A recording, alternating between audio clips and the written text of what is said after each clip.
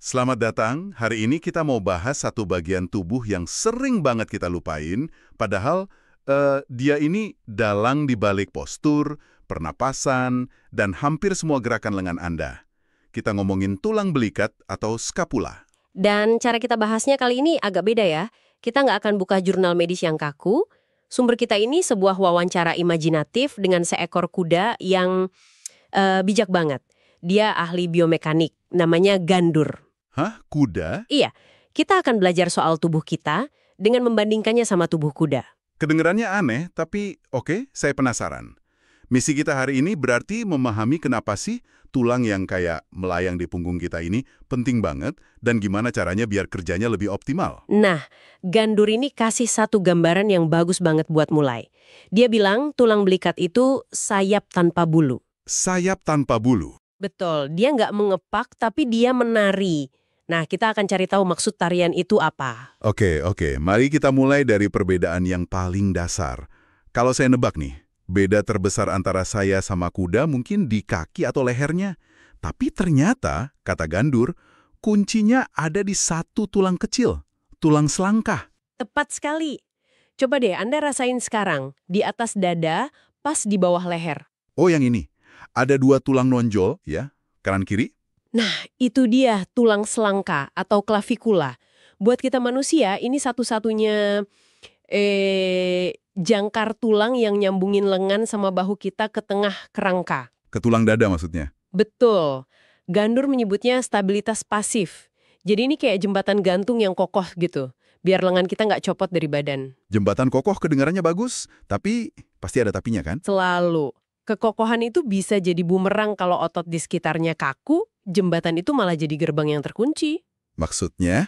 Dia malah bisa membatasi gerak bahu kita. Nah, disinilah kuda ngambil jalur evolusi yang beda banget. Gimana tuh? Kuda nggak punya tulang selangka. Eh, Sama sekali, nol. Tunggu. Jadi, nggak ada sambungan tulang sama sekali antara kaki depan kuda dengan seluruh kerangka tubuhnya? Itu kan kayak mustahil secara rekayasa.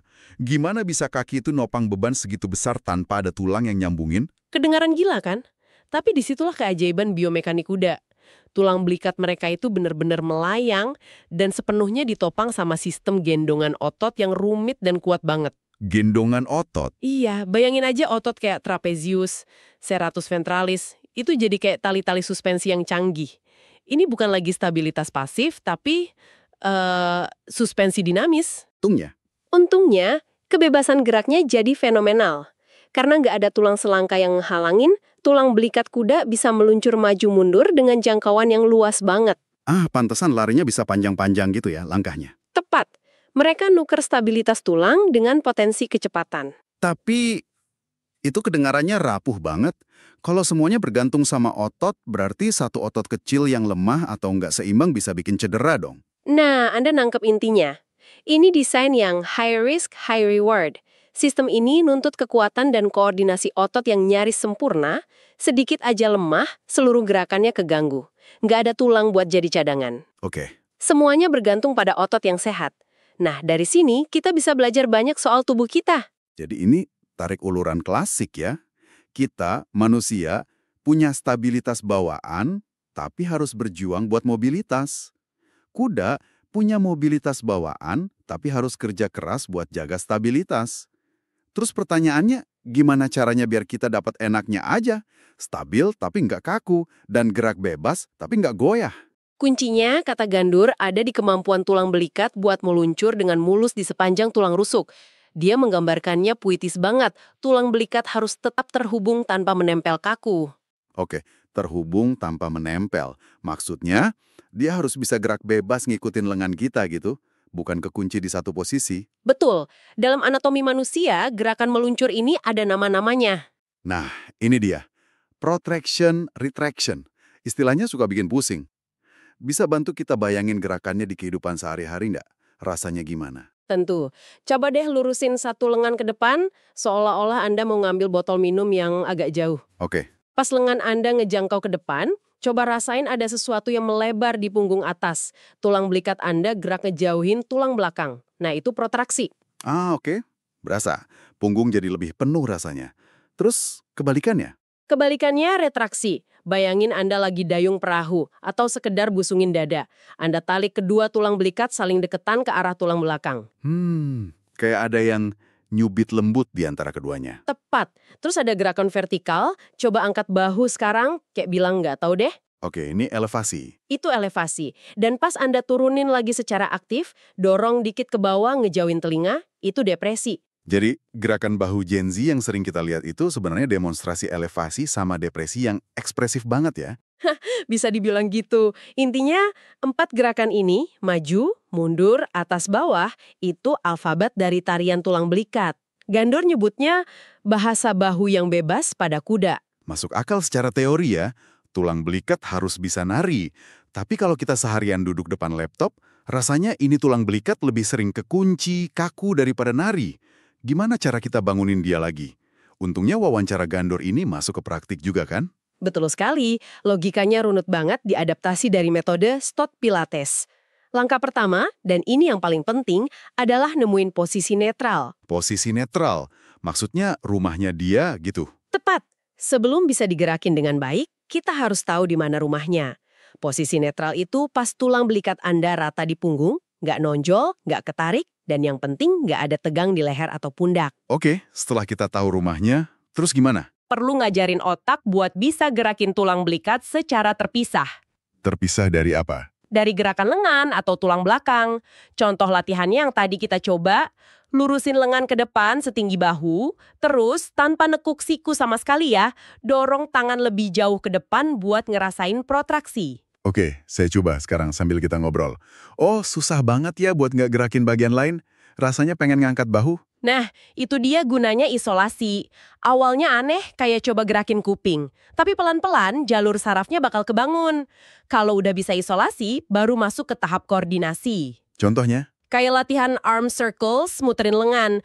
Tujuannya bukan lagi cuma muter lengan, tapi ngerasain gimana tulang belikat Anda meluncur mulus di punggung buat dukung gerakan lengan itu. Ada satu detail menarik di wawancara itu, soal posisi latihan. Katanya lebih baik berbaring atau duduk. Nah, dan alasannya masuk akal banget secara fisika. Posisi berbaring telentang itu ideal buat pemula. Kenapa tuh? Karena pas Anda berbaring, gravitasi itu dinetraliskan. Lantai kan udah nopang punggung Anda, jadi Anda nggak usah pusing jaga postur. Anda bisa fokus 100% ngerasain gerakan murni tulang belikat. Oh, jadi berbaring itu buat bangun kesadaran ya? Semacam meditasi buat tulang belikat. Persis. Setelah kesadaran itu kebangun, baru pindah ke posisi yang lebih fungsional, kayak duduk atau berdiri. Ini jauh lebih nantang karena sekarang Anda harus lawan gravitasi. Dan harus pakai otot inti juga buat stabilisasi ya? Betul, Anda harus aktif stabilin tulang belakang sambil gerakin tulang belikat dengan bebas.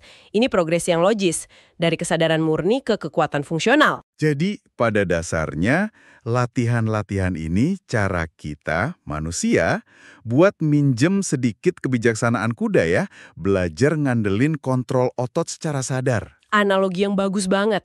Dan pada kuda, latihannya juga pakai logika yang sama. Mereka nggak pakai matras pilates tentunya. Haha, jelas. Latihan mereka itu transisi kecepatan di tali panjang, atau jalan lewatin gawang-gawang kecil di tanah.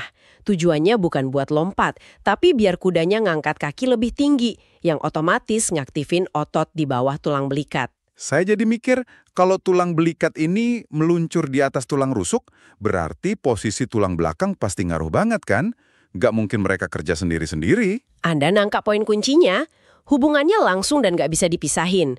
Mereka itu partner dansa. Coba deh Anda rasain sendiri. Oke. Pas Anda melengkungkan punggung ke belakang buat peregangan itu namanya ekstensi. Apa yang otomatis terjadi sama tulang belikat Anda? Keduanya jadi saling deketan, kayak ditarik magnet. Bener. Ekstensi tulang belakang itu secara alami memicu retraksi tulang belikat. Sebaliknya, pas Anda bungkuk ke depan atau fleksi, tulang belikat Anda pasti ngejauh kan? Iya, betul. Dia jadi protraksi. Nah, ini hubungan biomekanik yang udah terprogram. Makanya mustahil bisa ngelatih tulang belikat dengan benar kalau fondasinya, yaitu tulang belakang, posisinya jelek. Ini juga ngejelasin kenapa Gandor nyinggung soal napas. Dia bilang, jika terlalu kaku, ia menghalangi napas. Gimana mekanismenya? Ini koneksi yang sering kelewat. Tulang belikat Anda kan duduk di atas tulang rusuk. Napas yang dalam dan penuh itu bergantung sama kemampuan sangkar rusuk buat ngembang ke segala arah.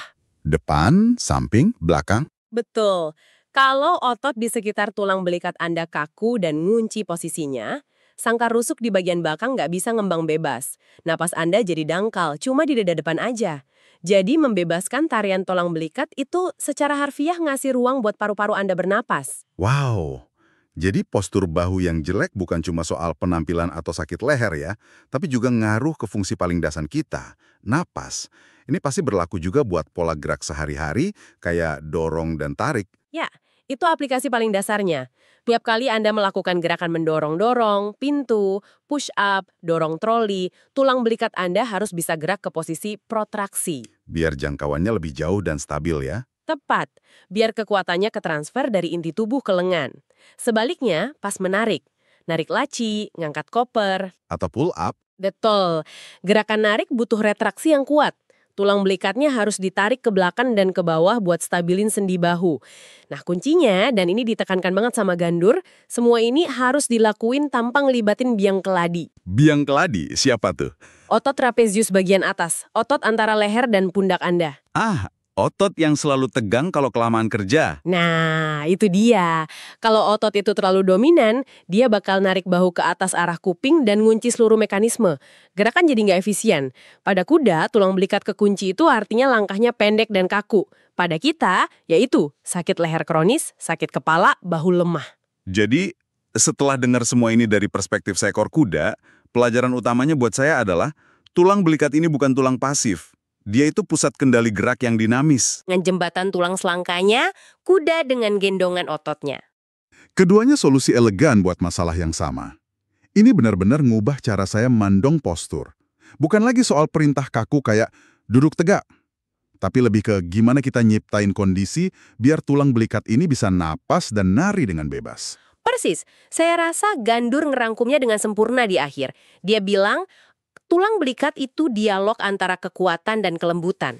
Dialog ya? Jika terlalu kaku, ia menghalangi nafas. Jika terlalu longgar, ia merusak gerakan. Tapi kalau distabilkan dengan bebas, kita semua, manusia maupun kuda, bisa berlari kencang dengan ringan. Berlari kencang dengan ringan. Saya suka banget filosofi itu. Jadi sebagai penutup, ada satu hal yang bisa langsung Anda coba renungkan. Kita tadi udah bahas soal mendorong dan narik, gerakan sadar. Tapi coba sekarang, pas Anda lagi duduk atau berdiri dengerin ini, berhenti sebentar. Oke. Tanpa ngubah apapun, coba rasain. Di mana posisi tulang belikat Anda sekarang?